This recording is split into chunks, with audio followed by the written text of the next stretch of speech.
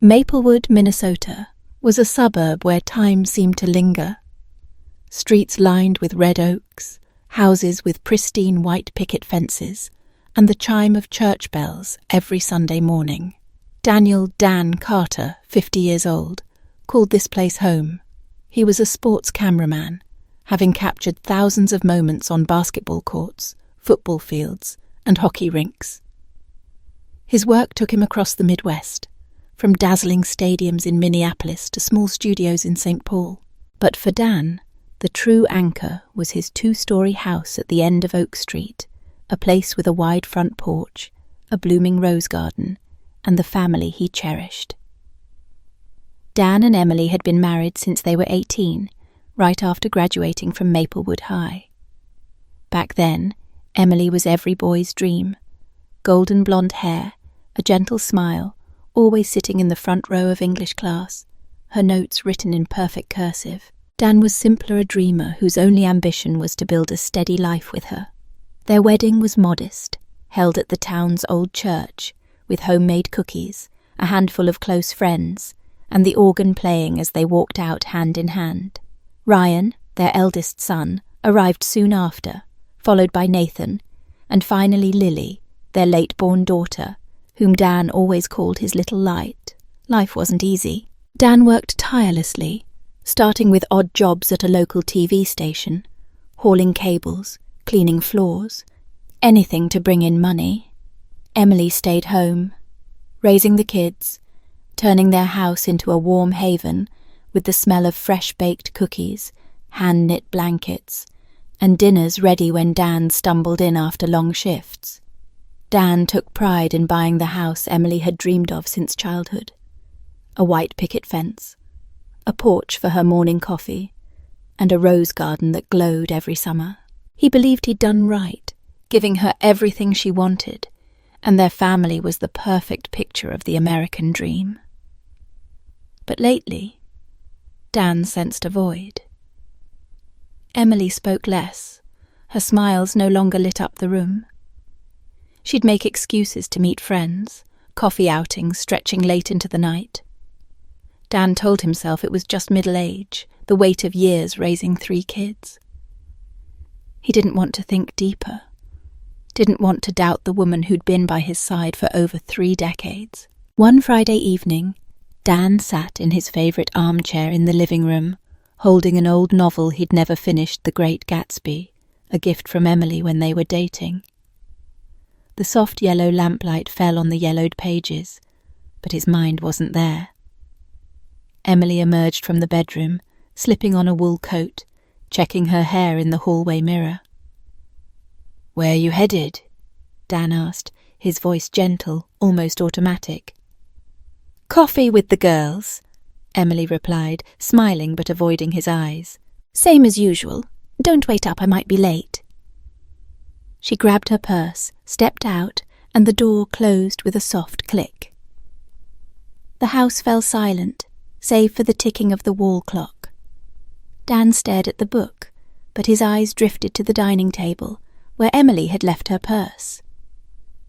A corner of a receipt peeked out a men's watch, $3,000, paid with their joint credit card. Dan frowned. He didn't wear watches, and neither Ryan nor Nathan cared for flashy things, so who was it for? The phone rang, snapping him out of his thoughts. Marty, a colleague from the TV station, was on the line, his voice frantic.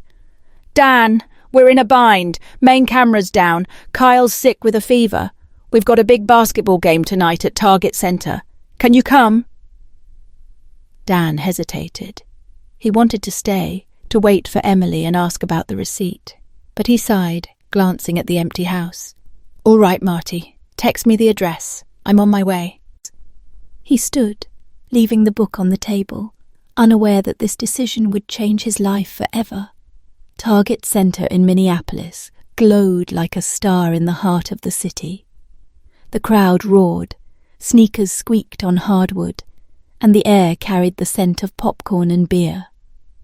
Dan stood behind the camera, the familiar rush flooding back like blood in his veins. He worked like a precision machine, capturing every perfect angle, a three-point shot, a dramatic block, the fierce eyes of players under the stadium lights. This job was his passion, what made him feel alive, even if it sometimes pulled him away from home. At halftime, the director's voice crackled through his headset, cheerful. "Dan, get a kiss cam shot. Find a sweet couple, heat up the stands." Dan panned the camera across the crowd, the lens gliding over smiles, waving hands, a few people playfully shy when they saw themselves on the jumbotron. He smiled faintly, remembering times he and Emily laughed watching kiss cams on TV. Then the lens stopped. In the third row, there was Emily, wearing the red dress he'd given her last Christmas, a gift he'd chosen carefully because she said she loved red. She was laughing, her hand resting on a man's thigh. Not a stranger. It was Jake Miller, Lily's ex-boyfriend. They were close. Too close. As if the world around them didn't exist. Jake whispered something in her ear, and Emily beamed, her eyes sparkling like the 18-year-old girl Dan had fallen for. Dan's hand trembled on the camera controls.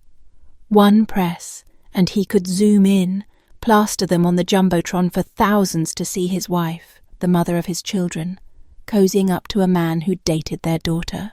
His heart pounded, blood rushed to his head, his ears rang. But with a monumental effort he stopped himself. He swung the camera to another couple, two young people kissing amid the crowd's cheers.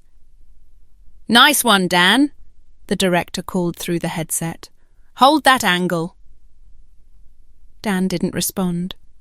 He stood there, hands still on the camera, but his vision blurred.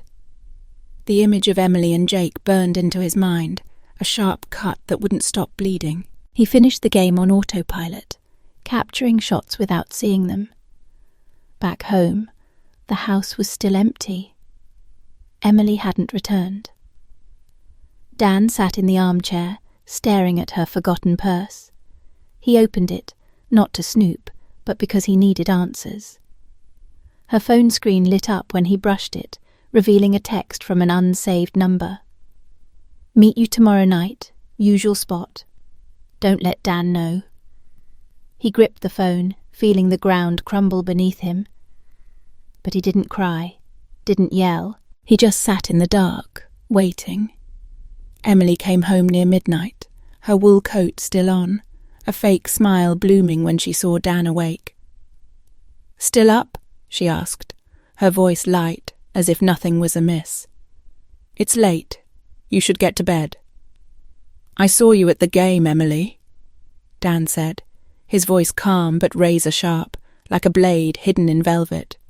"With Jake Miller." Emily froze just for a second.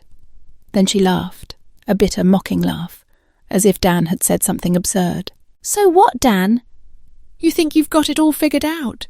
What do you know about me? About what I've sacrificed?" "Sacrificed?" Dan stood, his voice rising despite his effort to stay composed.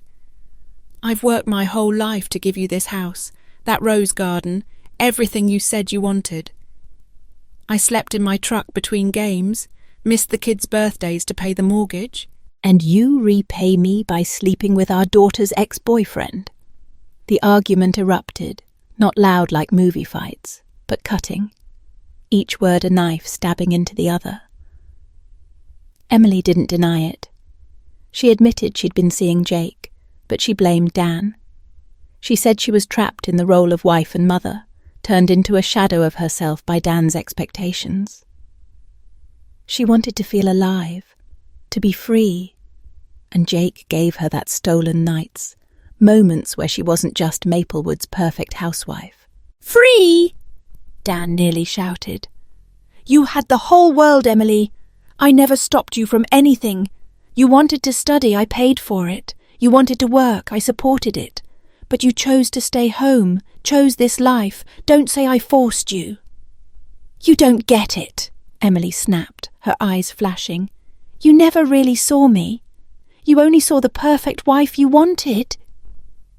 The bedroom door swung open, cutting them off. Lily, just back from dance class, stood there, her backpack slipping off her shoulder, eyes wide with fear. "What's going on?" she asked, her voice trembling, darting between her parents. Emily turned, her tone instantly softening, sugary sweet. "Ask your dad, Lily. He thinks I'm a traitor, just for wanting to live a little." Dan looked at Lily, his heart twisting. He wanted to shield her from the cruel truth, but he couldn't lie. "Your mom, she's with Jake," he said, his voice catching. "I saw them tonight at the game." Lily shook her head, disbelieving. "You're lying! Mom wouldn't—" She turned to Emily, almost pleading. "Mom, tell me it's not true." Emily sighed, playing her part perfectly. "I don't want to hurt you, Lily. Your dad's just misunderstanding. I only met Jake to talk, as friends." Lily ran upstairs, slamming her door, muffled sobs echoing from within. Dan looked at Emily, wanting to say more, but she just shrugged, grabbed her purse, and left. Before she went, she left a handwritten note on the kitchen counter, her cursive still as neat as ever. "You want the truth, Dan? Don't dig too deep or you'll regret it." Dan stood alone in the living room, the note in his hand, the dim light casting shadows on his face. He didn't know what he was facing, but he knew he couldn't stop. The note wasn't an apology. It was a warning. In the days that followed, Maplewood was no longer the peaceful town Dan loved. Emily began spinning her own story. She met with neighbours, cried during coffee chats at Maple Brew, telling anyone who'd listen that Dan controlled her, neglected her, made her feel like a prisoner in their own home. She spoke of nights Dan worked late, how he never asked how she felt, how he forced her into the mould of a perfect wife without giving her room to be herself. People who'd once invited Dan to weekend BBQs, laughed with him at the park, now gave him wary glances. Then a video went viral. Karen, a neighbour across the street, had secretly recorded Dan and Emily arguing in their front yard that night. In the footage, Dan looked aggressive, raising his hand as he spoke, his voice sharp, while Emily cowered, tears streaming down her face, the picture of a victim. Within hours, the video racked up thousands of shares on social media, with comments like, "Terrible husband. No wonder she needed an escape." Dan read them, each word a needle piercing his heart. The TV station called Monday morning. The HR director's voice was cold, devoid of warmth. "We're sorry, Dan, but the public's reacting strongly to that video. We have to suspend you pending an investigation. It's about the company's image." "That's not what happened," Dan protested, his voice shaking. "She was acting. "We understand," the director cut in. "But for now we have no choice. Stay in touch."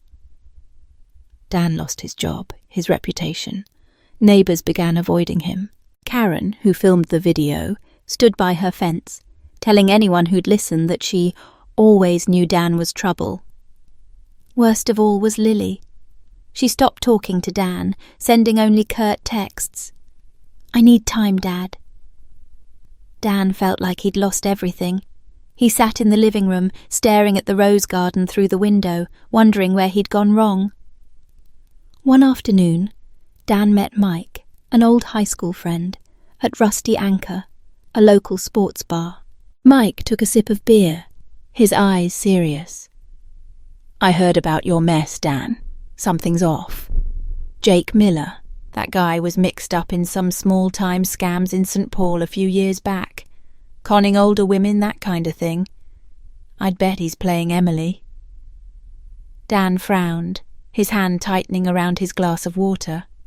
Jake? A con artist? He began to suspect Emily wasn't just cheating, she was tangled in something bigger, maybe dangerous. He needed proof, and he needed someone who could find it. He contacted Frank Shepard, a private investigator who'd worked with Minneapolis police, known for his discretion and results. "I want the truth," Dan said, his eyes hard, sitting in Frank's small office, the air thick with the smell of old coffee. "Everything. What she's doing, who she's with, why." "I'll find it." Frank nodded, no questions asked. "But brace yourself, Dan. The truth's rarely pretty, and it often comes with baggage." Dan nodded, unflinching. He'd already lost too much to turn back. Frank Shepherd worked like a wolf on the hunt. In 2 weeks, he delivered a thick file, placing it on Dan's table with a knowing look. Emily had withdrawn tens of thousands from their joint account, buying lavish gifts for Jake, a $9,000 Rolex, an Italian leather jacket, designer shoes, even paying rent for a luxury apartment in downtown Minneapolis, where Jake lived under an alias. Worse, some transactions happened while Jake was still dating Lily. From October to February last year, Emily hadn't just betrayed Dan, she'd sabotaged her own daughter, using family money to buy her daughter's boyfriend. "She thinks she's clever," Frank said, his voice low. "But stuff like this always leaves a trail." "I also found emails she sent Jake, talking about keeping things quiet and waiting for the right moment." "Right moment for what?" Dan asked, his hand gripping the file. "Not sure yet," Frank replied, "but I'll keep digging." Dan went home, his mind a storm. He rummaged through the garage, where Emily stored miscellaneous items, hoping for more clues. Under a pile of old tools, he found a dusty wooden box, its lock rusted. Inside were handwritten letters, old photos, and a cheap silver ring. The letters were from a man named Robert sent to Emily before she met Dan. They were filled with love, but also threats. "If you leave me, you'll regret it. I know what you're hiding." Dan was stunned.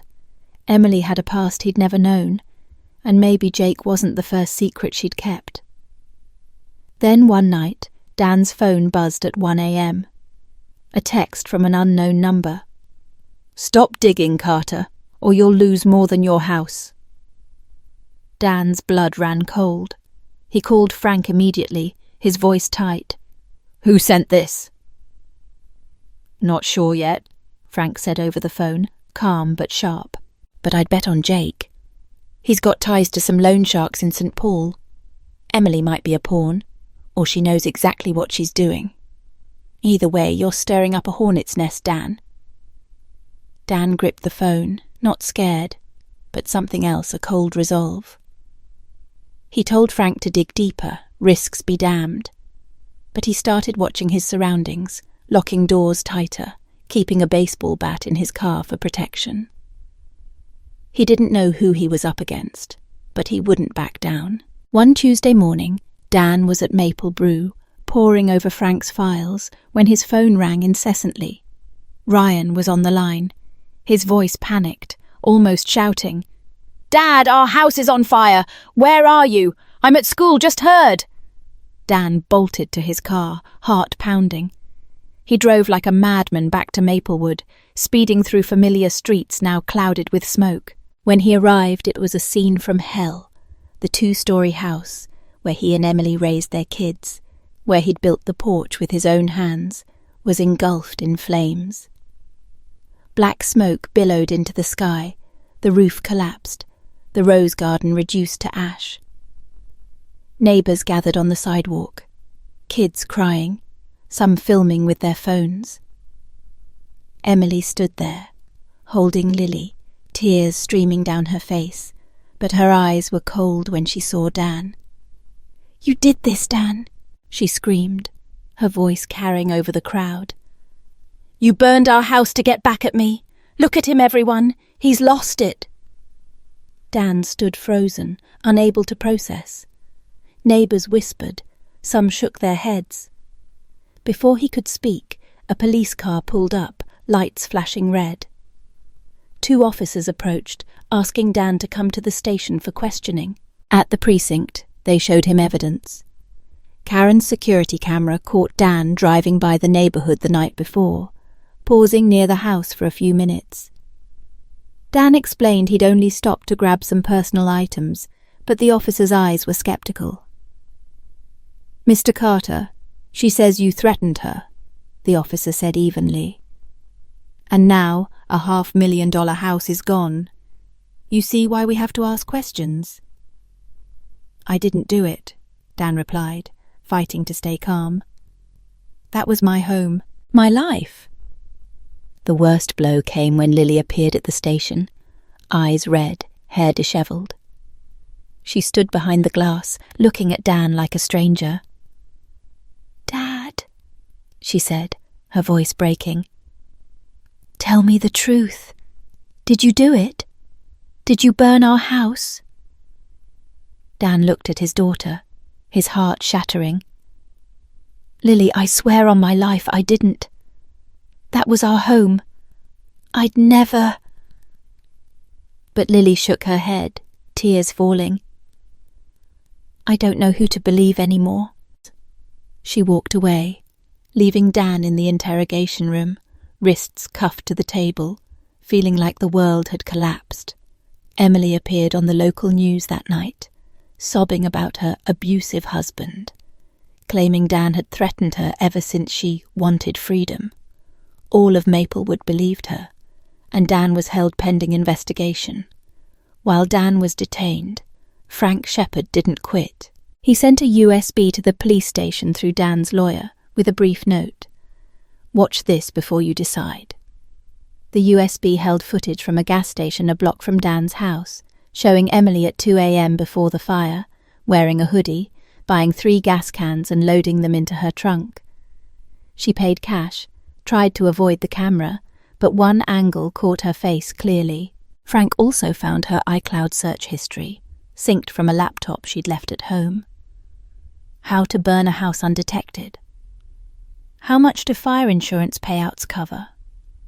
How to frame someone for arson. Dan clutched the USB when his lawyer handed it to him in the cell, feeling like he held a bomb. But that wasn't all. Ryan and Nathan, unable to stomach their mother's manipulation, dug into her old email account. They found messages she'd sent Jake 3 months earlier, discussing solving the house problem and pinning it all on Dan for the insurance. Ryan sent the evidence to Dan through the lawyer, his voice thick with anger over the phone. "Dad, she didn't just screw you over. She screwed us all. She planned to take the insurance money and run off with Jake." Dan was released the next morning, thanks to an alibi motel cameras confirmed he was 40 miles from Maplewood the night of the fire, and a coffee shop receipt placed him elsewhere that morning. But Emily didn't stop. She kept posting online, rallying sympathy with long stories about her controlled life and domineering husband. A group of Maplewood women even started a fundraiser for her, calling her a survivor. Dan knew he had to act, not just to save his name, but to show his kids the truth. He contacted Ryan, Nathan, and even Lily, though she remained distant. He proposed a meeting at Maplewood Central Park, where they'd once had picnics and played baseball on summer days. "I want to talk," he texted Lily. "Not to fight, just so you can see the truth." Lily replied curtly, "I'll come, but don't expect me to pick sides."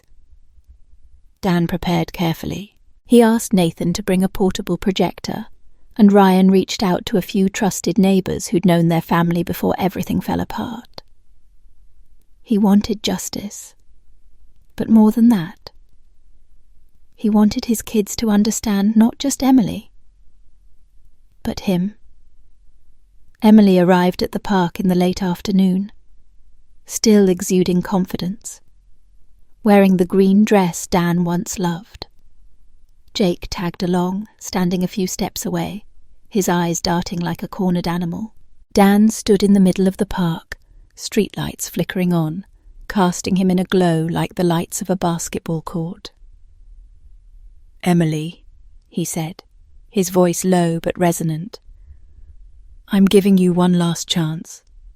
Tell the truth to the kids, to everyone, or I'll do it for you." Emily smirked, arms crossed. "You've got nothing, Dan. Just a bitter loser trying to smear me to feel better." Dan nodded to Ryan. The boy turned on the projector, and the gas station video played on a makeshift white screen. Emily buying gas, filling cans, her face clear under the neon lights. Then her search history, her emails to Jake, each word a hammer breaking the silence. The crowd of neighbours murmured, some covering their mouths in shock. Lily stood there, eyes red, clutching her jacket. "Mom," she said, her voice breaking. "You did this. You burned our house." Emily paled, scrambling. "You don't understand, Lily. I was forced. Jake, say something." But Jake just shook his head, backing away. "I'm not part of this," he muttered, then bolted, leaving Emily alone in the park. She screamed, pointing at Dan. "You set this up! You're trying to ruin me!" No one listened. Lily ran to Dan, tears soaking his shirt as she hugged him. "Dad, I'm sorry. I was wrong to doubt you." Ryan and Nathan stepped forward, standing by their father, their eyes firm. The police arrived soon after, called by a neighbour who'd watched the video. They read Emily her rights, charging her with suspected arson and insurance fraud. She thrashed, shouting she was innocent, but her defiance had crumbled. She was cuffed and led to a squad car under the town's gaze. Emily was held in county jail, awaiting trial. Prosecutors said with the video, emails and search history, she could face 7 years for arson and fraud. Jake vanished from Maplewood, rumoured to be dodging St. Paul police over old debts. Dan didn't care. He'd reclaimed what mattered most, his kids and the truth. Dan, Ryan, Nathan and Lily moved to a small apartment in Minneapolis, near Ryan's university. Life wasn't easy. Dan took freelance gigs, filming ads and events to make ends meet, but he no longer felt trapped. Ryan went back to med school, Nathan to law school, and Lily took a semester off to stay close to her dad. They rarely spoke of Emily, but the wound lingered, like a scar that would never fully fade. One day Dan received a letter from Emily sent from jail. It was 3 pages long, apologising for what she'd done, but still claiming Jake had manipulated her, that she'd only wanted to find herself. She begged for forgiveness, for a chance to see the kids. Dan read it, feeling neither anger nor pain, just emptiness. He tore the letter up, tossed it in the trash, and closed the door on the past. One early spring morning, Dan's phone rang. An old colleague, now with a documentary production company, was on the line. "Dan, we're doing a series on the history of American basketball. They want you as director of photography. Good pay, and you'll travel the country. What do you say?" Dan stood on the apartment balcony, looking down at Minneapolis's bustling streets. He smiled, the first real smile in months, feeling light. "Send me the details," he said. "I'm in." That night, Dan took Ryan, Nathan and Lily to their favourite spot. Rusty's Diner, a classic American joint with red leather booths, sizzling burgers and strawberry milkshakes. They sat around the table, laughing, swapping stories about old basketball games, about the time Lily played referee in their backyard with a toy whistle. Ryan teased Nathan about a missed shot in 10th grade, and Lily pretended to sulk when Dan recalled her spilling a milkshake on his shirt. The house in Maplewood was gone. Dan's reputation had been tarnished, but he had his kids, and that was everything. As they left the diner, Dan looked up at the star-filled sky, clear and endless. Somewhere, Emily was facing her consequences. But Dan didn't think of her anymore. He thought of tomorrow, of new camera angles, of basketball courts waiting for him, and of the family he'd always protect, no matter the cost.